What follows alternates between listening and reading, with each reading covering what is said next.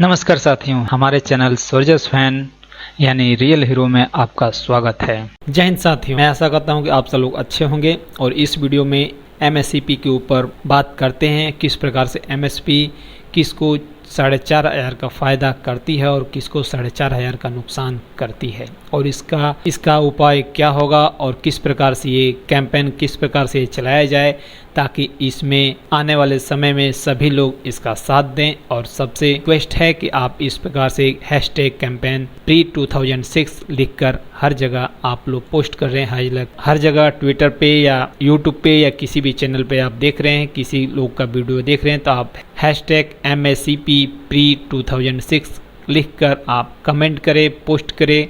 आखिर में इन जवानों का क्या होगा और किस प्रकार से इन जवानों का न्याय मिलेगा। इससे पहले दोस्तों आपको बता दूं, अगर आप चैनल पर नए हैं तो लाइक, सब्सक्राइब तथा बेल आइकन अवश्य दबाएं तथा अपने दोस्तों को भी शेयर करें ताकि इस प्रकार के मुहिम को चलाया जाए। और बड़े बड़े चैनलों से रिक्वेस्ट करूंगा, जो भी वॉइस ऑफ एक्स सर्विसमैन के अगर कोई सदस्य हो उनसे भी बताना चाहूँगा कि इस प्रकार से जो 2006 के पहले के जवानों को जो MSCP से जो लॉस हो रहा है उसको रेक्टिफाई करें, उसके ऊपर केस डालें और केस टेकअप करें और उनके पक्ष में न्याय हो। आइए दोस्तों वीडियो आगे शुरू करते हैं। आखिर में किस प्रकार से ये क्या फ़ायदा कर रहा है और कितना नुकसान कर रहा है। यहीं पे दोस्तों जैसा कि हम देख रहे हैं कि यहाँ पे pre-2006 के सिपाही, नायक और हवलदार का जो भी है ये पे है रोल नंबर 666 के हिसाब से। और वहीं पे सर्विस क्वालिफाइंग है 17 ईयर सर्विस, नायक 22 ईयर सर्विस और हवलदार 24 ईयर सर्विस क्वालिफाइंग लिया गया है। और मुद्दा है हमारा आपके सामने MSCP का, यानी मॉडिफाइड एशोर्ड कैरियर प्रोग्रेस। ये MSCP कहाँ से आया और किस प्रकार आया, इसके बारे में 7th पे कमीशन की रिपोर्ट के अंदर देखते हैं तो यहाँ खंगालते हैं तो यहाँ पे आप मॉडिफाइड एशोर्ड कैरियर प्रोग्रेसिव MSP मिलता है। और वहाँ पे 5.144 पॉइंट पे और 81 नंबर पेज पे इस प्रकार से MSP के बारे में बताया गया है, किस प्रकार से बढ़ेगा और किस प्रकार से ये लोगों को फ़ायदा देगा।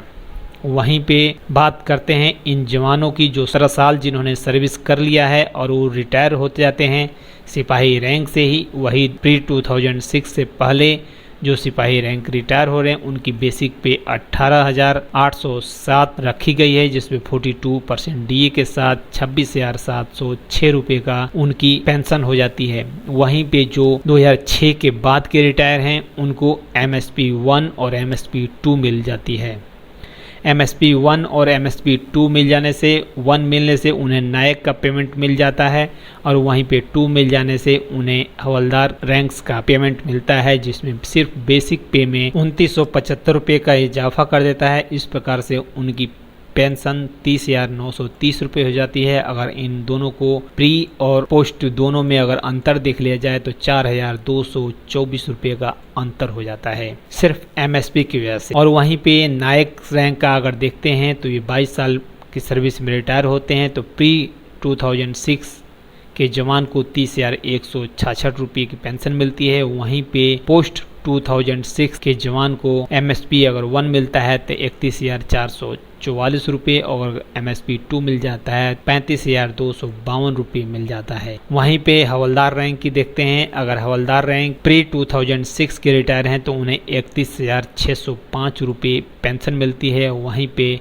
अगर पोस्ट 2006 के रिटायर हैं तो उन्हें एक MSP 1 मिल जाने के कारण 35,252 रुपये मिल जाता है, यानी कि 3,637 रुपये का उनकी पे में इजाफा हो जाता है। वहीं पे अगर इनको MSP 2 मिल जाता है तो 39,831 रुपये हो जाते हैं और इस प्रकार से इन्हें 8,226 रुपये की इनकी पे में इजाफा हो जाता है। तो दोस्तों सिपाही को MSP 1 तो मिलना नहीं मिलता, अधिकांश MSP 2 ही मिलता है और MSP 2 मिलता है जिसमें 4,224 रुपये का इजाफा हो जाता है। और वहीं पे हवलदार जी को MSP 1 ही मिलता है, इसलिए उन्हें 3600 रुपये का उनका पे में इजाफा हो जाता है। और MSP 2 मिलना बहुत ही कठिन होता है, क्योंकि अगर 8 साल के अंदर आप ने हवलदार रैंक तक का प्रमोशन ले लिया है तो आपको 24 साल तक MSP 2 मिलने की संभावना है। उसी प्रकार नायक रैंक में अगर आप नायक रैंक में 6 साल के अंदर आप नायक रैंक ले लेते हैं और 22 साल तक कोई प्रमोशन आप नहीं ले पाते हैं, तो इसलिए आपको MSP 2 मिल जाता है।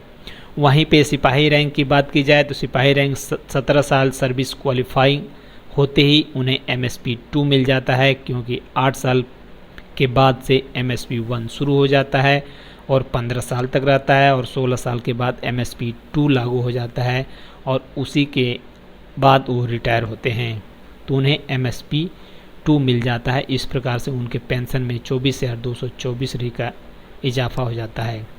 तो दोस्तों, आप लोग सब लोग मिलकर एक कैंपेन चलाएं, #MSP प्री 2006 करके कैंपेन चलाएं, और जो भी voice of ex serviceman society जो भी है वो केस लड़ रही है, जवानों के MSP के ऊपर भी केस लड़ रही है, और इस प्रकार उनसे कहा जाए MACP के ऊपर भी केस लड़ा जाए, क्योंकि जो जवान 2006 से पहले के रिटायर हैं उन्होंने भी 17 साल का सर्विस लेंथ कवर किया है, और जो जवान 2006 के बाद के रिटायर हैं वो भी 17 साल की सर्विस कवर करते हैं।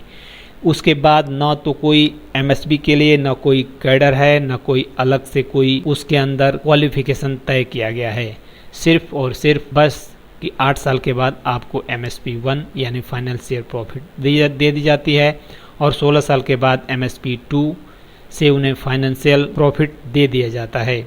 लेकिन वहीं पे हमारे जो जवान 2006 से पहले के रिटायर हैं वो इस प्रॉफिट से वो वंचित रह जाते हैं। दोस्तों, यहाँ पे तो कहने को ये है कि 1 रैंक 1 पेंशन है, लेकिन यहाँ पे 1 रैंक मैनी पेंशन के तर्ज पर है। वहीं पे दोस्तों, जो सर्कुलर नंबर ORP 1 जो सर्कुलर नंबर 555 था, उसके अंदर 7 CPC से पहले एवरेज लिया गया था 2013 का, जिसके अंदर MSP 2000 रुपये था और उसके हिसाब से वो बनाया गया। लेकिन वहीं पे 7 CPC लगने से पहले अपना DA 125% हो गया था, जिसमें हमारा फैक्टर बन जाता है 2.25 फैक्टर बन जाता है, लेकिन यहाँ पे इस फैक्टर को 2.57 कर दिया गया। इस प्रकार MSP का फ़ायदा सबके लिए बराबर है और इनडायरेक्टली सबके पेंशन में प्रॉफिट देता है। वहीं पे अगर ORP 3 की बात की जाए तो एवरेज निकाला जाएगा 2023 का। अगर इस समय इससे पहले अगर MSP 15,500 हो जाती है और इसमें जवानों के पेंशन में इंक्लूड हो जाता है, तब ये रिवीजन होके अगले साल ORP 3 में ये 15,500 के तौर पर पेंशन में 5,000 की बढ़ोतरी हो सकती है। ओके दोस्तों, धन्यवाद, जय हिंद। अगर आपको वीडियो अच्छा लगे तो लाइक, शेयर और सब्सक्राइब करें। दोस्तों को भी बताएं कि किस प्रकार से ये फ़ायदा देता है और किस प्रकार से नुकसान हो रहा है। लाइक, शेयर एंड सब्सक्राइब करें। सतर्क रहें, सुरक्षित रहें, अपने दोस्तों का ध्यान रखें तथा अपना व्यक्तित्व इस प्रकार विकसित करें कि आपके साथ बच्चे, बुजुर्ग, महिलाएं आपके साथ सुरक्षित महसूस करें।